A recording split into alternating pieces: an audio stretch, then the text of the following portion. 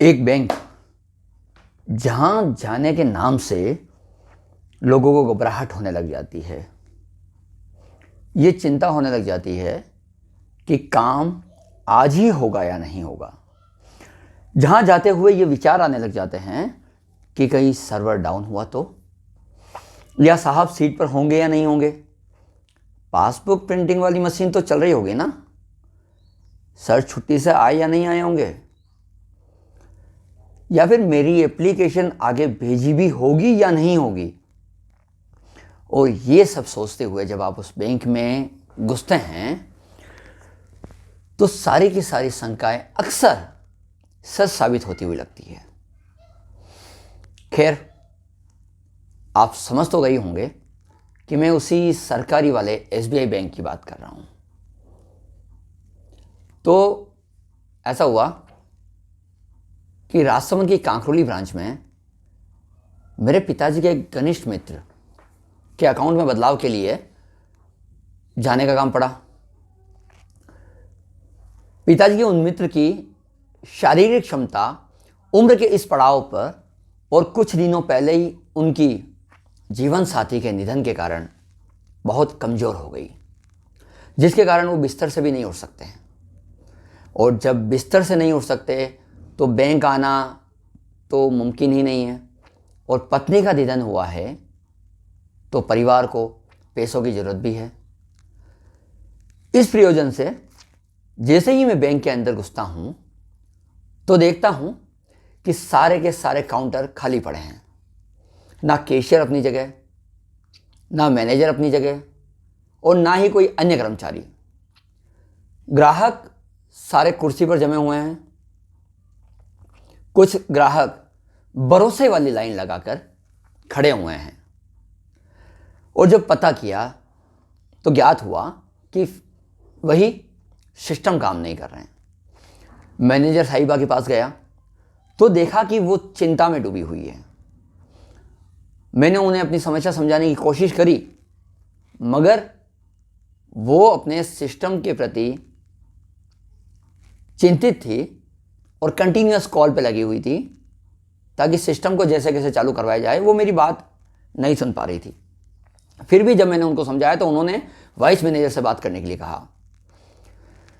मैं गया और काउंटर के पीछे कुछ कर्मचारियों में से मैंने वाइस मैनेजर की बात करी, उनको बुलाया।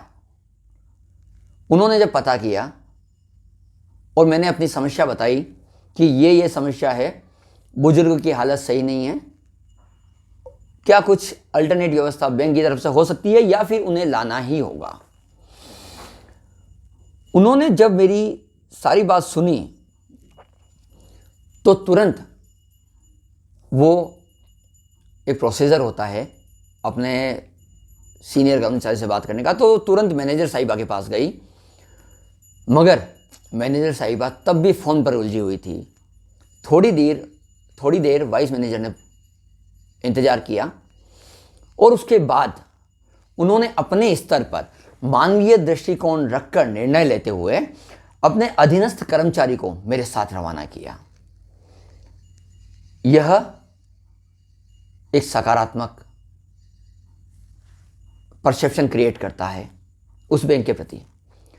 तो राजसमंद शहर से 4-5 किलोमीटर की दूरी पर उन बुजुर्ग के घर पर मैं उस कर्मचारी के साथ पहुंचा। जरूरी डॉक्यूमेंट पर अंगूठे के निशान लगाए, जितना पैसा चाहिए था बुजुर्ग से चर्चा करके ड्राफ्ट भरवाया और उनके परिजनों के साथ और उस कर्मचारी के साथ पुनः बैंक आ गया।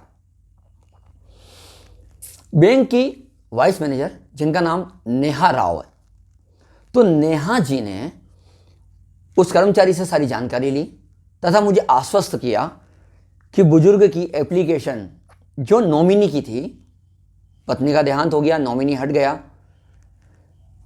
परिजनों को नॉमिनी बनाना, तो वो एप्लीकेशन अपडेट कर दी जाएगी, मुझे ये बताया, और पैसा उनके परिजनों को दे दिया जाएगा। खैर, उस दिन सिस्टम खराब होने की वजह से वह काम नहीं हो पाया, मगर अगले दिन जैसा कि उनके परिजनों ने बताया कि काम हो गया है। एसबीआई के उस कर्मचारी नेहा राव के आचरण ने मुझे एक बात बताई कि किसी भी संस्थान की नकारात्मक या सकारात्मक छवि बनाना उसके कर्मचारियों पर निर्भर करता है। मानवीय दृष्टिकोण रखते हुए अपनी जिम्मेदारी को अच्छी तरह से निभाने के लिए एसबीआई कांकरोली ब्रांच को मैं साधुवाद देता हूं एवं अन्य कर्मचारियों से भी आग्रह करता हूं कि वे अपने व्यवहार में बदलाव करें, बदलाव लाकर बैंक के प्रति आमजन में सकारात्मक संदेश दें। धन्यवाद।